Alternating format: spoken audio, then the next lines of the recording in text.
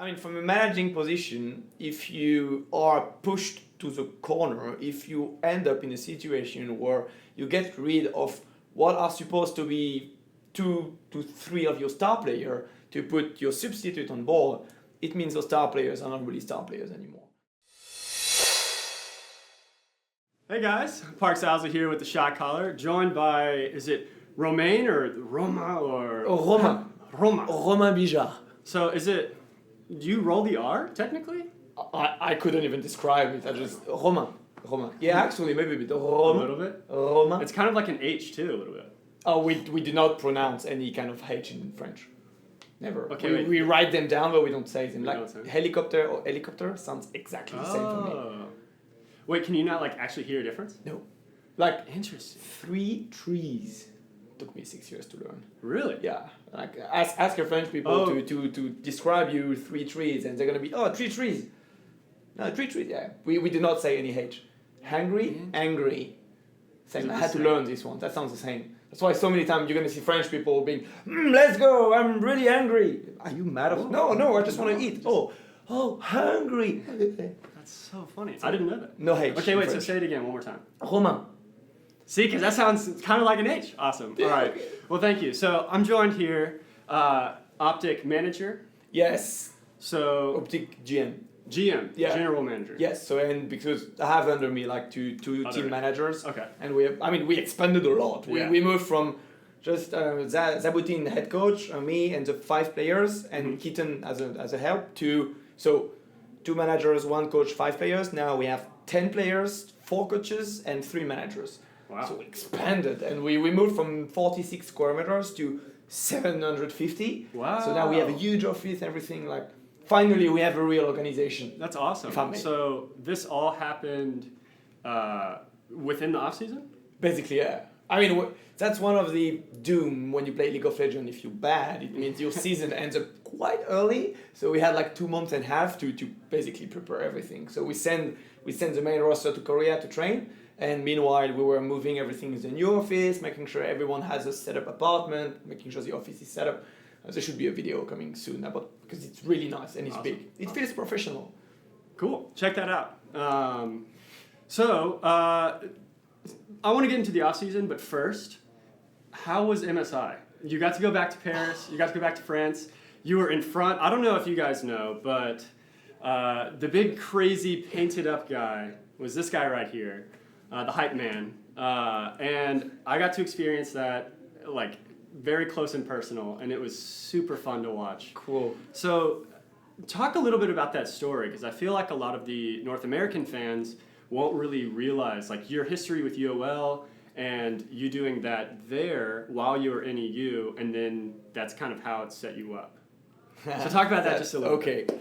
So that's something I've always liked, to be on stage and just cheering up the crowd, but technically I don't have really anything else to do on the stage. I don't know how to sing, I don't know how to dance, so the only thing I know is to smile and scream stuff, and usually if I look really convinced, people are going to answer. So it's literally just hyping. So you need someone to hype, which was really easy with Unicorns of Love because we were actually consistently winning. So it allowed me to be on stage in a lot of different places, from IEM to LCS playoff final and so on. So, which is a bit weird because it's literally 0.001% of the job of a manager. It doesn't even fall under the description of a managing position. But that's what made me a bit more famous than other managers. And that's probably one of the reasons how I captured Optic attention. And then we started to talk and discuss and realize I also have I think, efficient business mind. So which that was the main reason why I got drafted, to literally create everything. So I couldn't do any of those stuff in NA so far because obviously you need to win, and it's really cringe if you try to hype people when you have a losing jersey on you.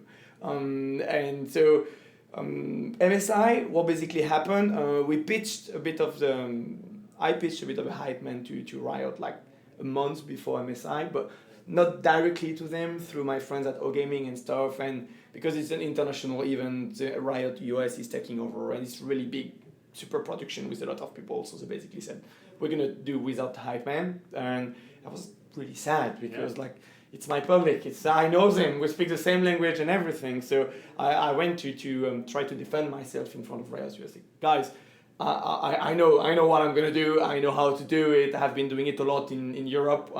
Just trust me. And after a couple of talks, they say, okay, just come. And they ask European people. The European people told them, yeah, he's a good guy. You should trust him. So basically, that's how it ended up. And I had a blast. I loved it. International events are always amazing. Riot events are always amazing because they usually work with the same people, so you carry the knowledge from one event to the other, and it makes sure everything is from a schedule perspective, clack, which is amazing from backstage perspective. Like, it's so cool to see, to realize how many.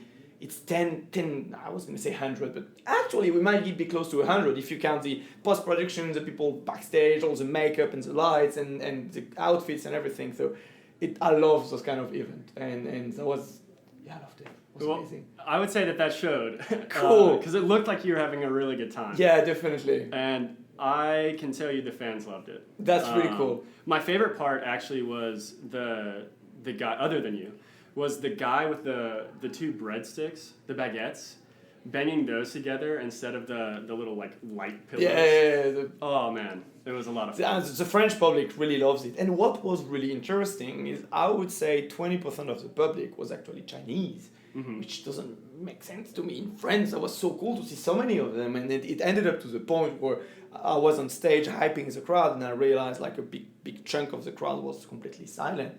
So like, maybe I'm not doing my job properly. And then I said, oh, wait. So I switched to English, and actually they started to react. And later I went to them, and they were all Chinese fans. There were students studying in Paris, there were students from London, from Germany, from Italy, from all around, and even people flying directly from China to support RNG. So it was even more beautiful to see. As soon as Fnatic was out, I was cheering for the Chinese guy, definitely, because they had such a big crowd, and it's always, they were in tears after RNG win. Like, that's amazing. Because that's also something I did not really realize, but because I was seeing them crying and stuff, and I was thinking to myself, if Fnatic is winning, yes, I'm going to be happy, but am I going to cry? Maybe not. Why? Because I don't think I would connect that much to them, even if I know them, like Hillisang is a good friend, and Reckless and those people, but it's different when it's your own people there. And those Chinese people, when they cheer for RNG, they cheer for a Chinese team, like say full Chinese roster, right? Even if Kasa, whatever, full Chinese, and them winning on stage. It's literally like, how would I react if I was following a pure French team for like 4 years, and finally not only they win on an international stage, but they beat Korea. So the guy everyone is trying to shoot at. So actually, yeah, maybe I would cry. So that was a really beautiful event. I loved it. It was a beautiful moment for a lot of reasons. But yes, I would definitely agree. And watching Uzi too, and the rest of the team. He was so happy. They were all so happy. Like, it was incredible. Yeah. And of course, Prey and Gorilla still didn't get their win. But is it gonna have another shot? Like, I'm not too scared for Korea, to be honest. So. Yeah. Well, cool. That was a lot of fun. So thank you. That was everyone. That was a great event. Oh man. So getting back into kind of this side of things, the North American side. Obviously, we're on a crazy patch, which a lot of people are talking about. A lot of people are trying to avoid talking about it. But you don't really have that luxury, since it's kind of your job to assist in these things. So what is your role as general manager then with... do you break down any of the meta or skills and weaknesses or anything? Or are you, like, what are you doing right now? Absolutely none of that stuff. So this is why we have 4 coaches. So we have Zabutin as a head coach, and below him he has Croissant, really, really clever kid. We're having a blast working with him. We have Cop, the experienced Dignitas guy, incredible humor, a lot of fun, and we're working with Alex as well, one of our guys coming from Texas. So that's the whole coaching team, and they literally take care of 10 players.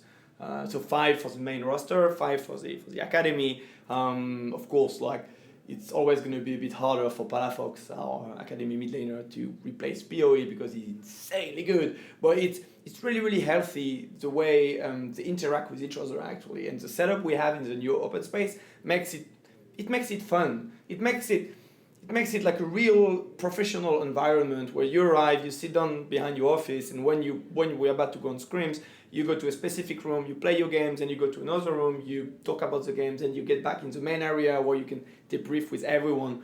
And the the atmosphere is really, really nice. So I'm happy because that's what I wanted to create in January, and that's what I was not able to create for a lot of different reasons. So we had to rush a bit everything, which is partially my fault as well.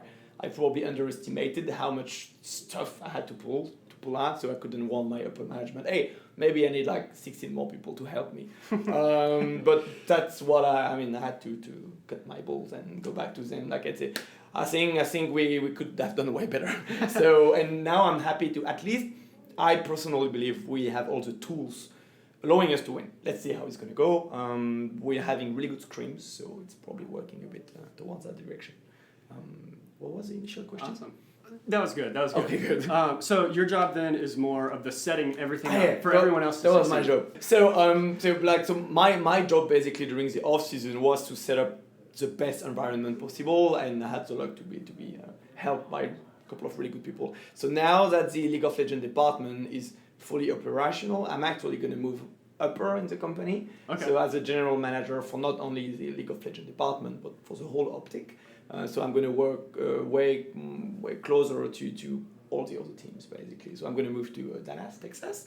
And then I'm going to spend from Monday to Friday in Dallas, Texas, in the main headquarters, and Saturday, Sunday in LA with the team. So I'm really excited because I like traveling, taking planes, and so I'm going to see a lot of people. So from Monday to Friday, I can be more in the business mind, trying to make sure everything is working successfully and stuff like that. And on Saturday and Sunday, I can make sure all my boys are doing well, and then I can also help them like to have a better connection. Like Optic is getting bigger and bigger, so we need some people to basically travel around and talk with everyone. So I'm really happy because when I see what happened on stage, when I see how well we have been performing for the last 2 weeks, I'm living like at peace, basically. Like everything is working smooth, the logistic is working smooth, from the food to the sleeping schedule to the way we interact from one player to the other to the way we can move up and down the guys.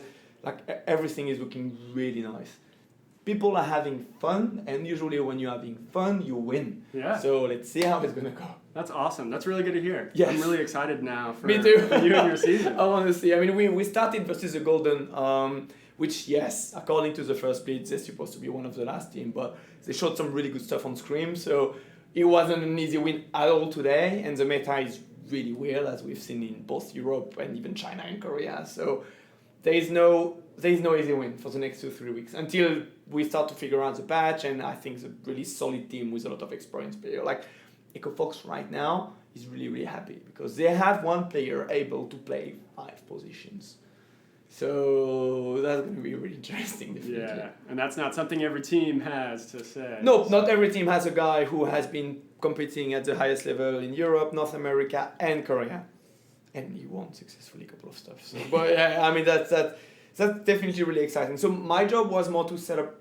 I had to work more during off season than during regular season, and now that everything is set up, yeah, I'm basically moving. You have a new office space. Yeah. With the team performing well. Yeah. Both in scrims and then translating that to on stage. So far, yes, but So far, I we mean, have one a small game, sample. So 100% success. let's be excited. You went from 9th place to 1st place. Bam! Just like that. Yes, it's Was- working. Trust the process. Was it the power of France? Like Absolutely. you got reinvigorated. Maybe actually going back to the roots. I think that's the power of power actually. Like if everyone was behaving like Tristan Powerful Schreiger, China and Korea would be destroyed now. Like the love he has for the game is actually inspiring, and it's exactly the way I would like everyone to behave. So what does that look like then? Like how can you tell that in him differently than other people? The way he speaks about the game, the way he's gonna sit in the middle of the food area and talks with the new players, young players, even the old players. And first, he remembers everything. He can explain you how well he flashed at minute 17 in 2013 when he was playing probably Syndra or something like that, and he loves it, and it shows, and he's knowledgeable about the game. Like he's never gonna be bothered or annoyed to talk about the game, which is beautiful. Like he's a real, true, beautiful expert about the game, and it's inspiring for absolutely everyone in the team. So I love that. Wow, I'll have to talk to him then. Oh, definitely. I will for sure. And he's gonna love it. I'll put him on my list. Yeah.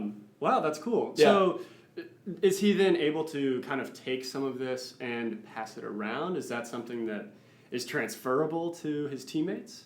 I believe so. I actually believe so. It's something you you should never be like so because we have 10-man roster. A fear you could have as one of the main player is if you transmit too much knowledge to the substitutes, maybe they're gonna steal your job. You know, I don't want to quote anything which might have happened in Europe, but that might be a situation we have seen kind of. And I actually believe if you're super confident about your own skill, no one's gonna steal your job. It's like the new kid is worth 50 and power of evil would be like 100 or any skill player. So it's gonna have no problem to teach you a lot of the game because at the end of the day, it's gonna give you one to one like tiny little pieces of it. And actually, it's probably gonna learn some stuff back. But if you at 55 and the other guy is at 50, yeah, actually, I might understand if you would be scared to transmit knowledge and stuff like that. So, but I just believe it's a mindset stuff. If you really want to win, if you really want to learn, if you really want to improve,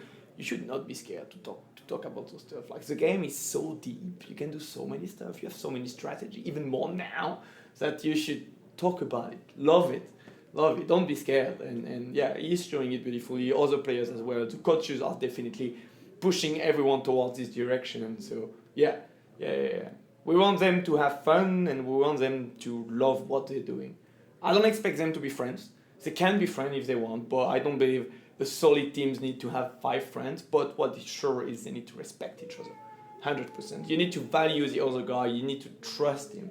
But trust doesn't have to go through fear and friendship. It helps, that definitely helps. But it's hard to create friendship from scratch. That's interesting. I like that point though.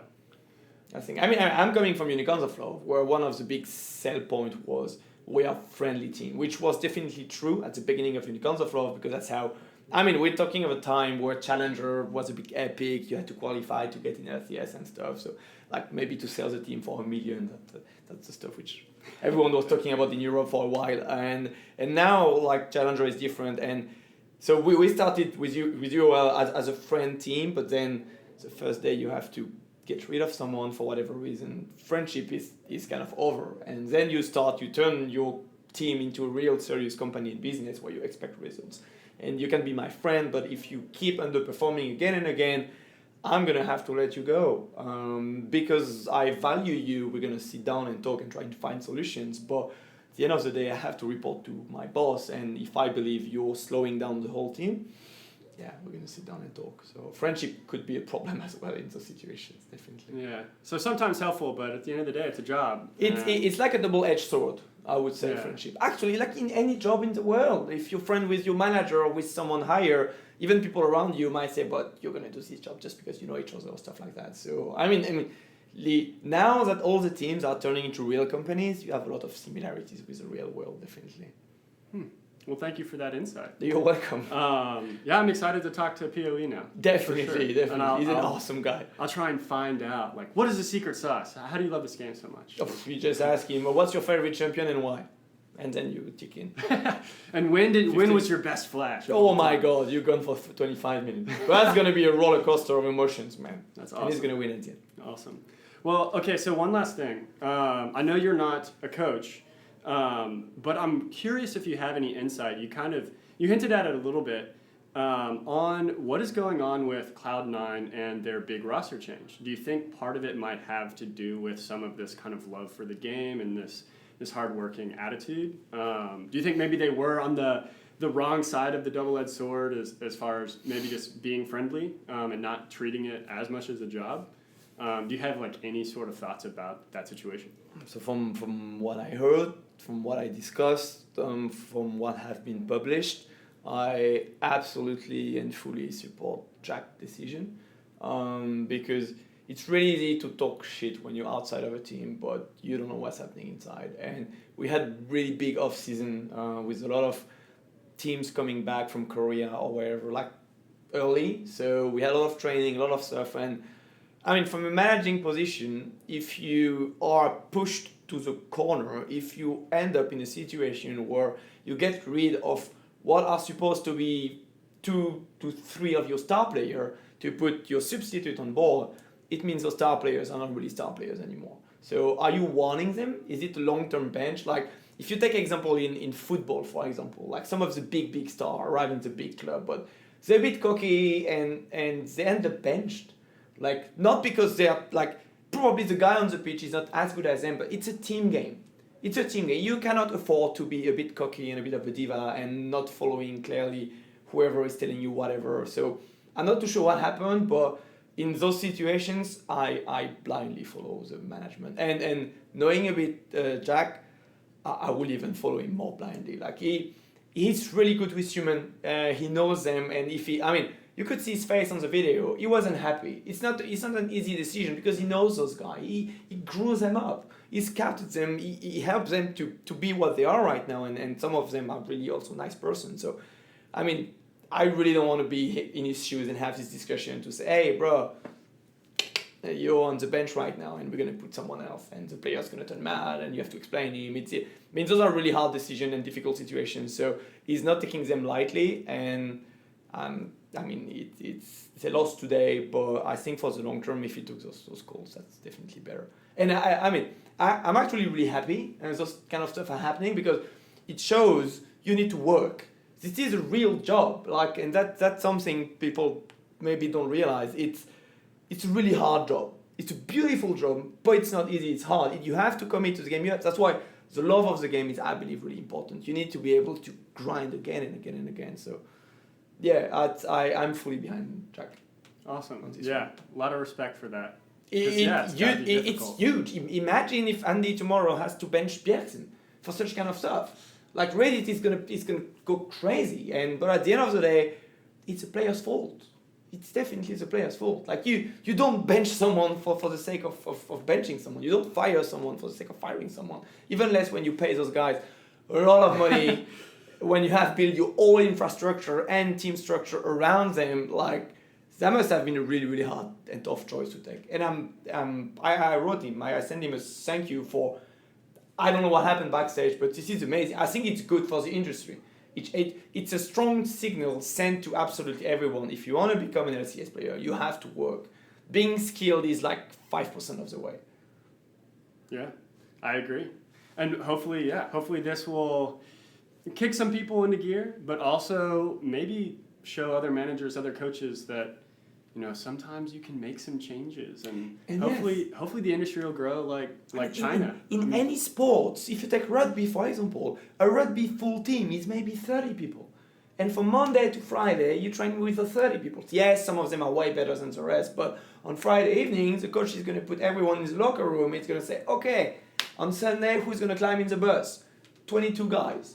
And on Sunday morning, when he's going to be on the bench, he's going to say, okay, who is starting on the pitch? Those 15 guys. Those sports are a bit different because you can replace guys on the fly. But at the end of the day, it means you need to deserve the slot. If you're really good, chances you're going to end up on the pitch are quite high. But you need to grind. And now that we're turning into real professional business with a lot of businessmen around, marketing around, logistic, management, millions in the team, in the infrastructure, we expect everyone to have the same work ethic. So...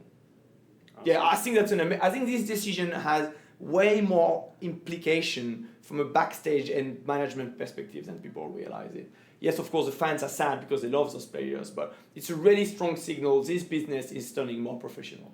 So yes, thank you, Jack. Awesome. Thanks, Jack. Thanks, Jack. Yeah. And thank you so much. Thank you. I really appreciate the interview. You're welcome. Best of luck. Best of luck with the traveling. Definitely. And then, of course, best of luck this split. Yes. I'm excited to see what you guys can do. Oh, me too. Yeah. Trust me. Awesome. Well, thank you so much. I'll see y'all next time.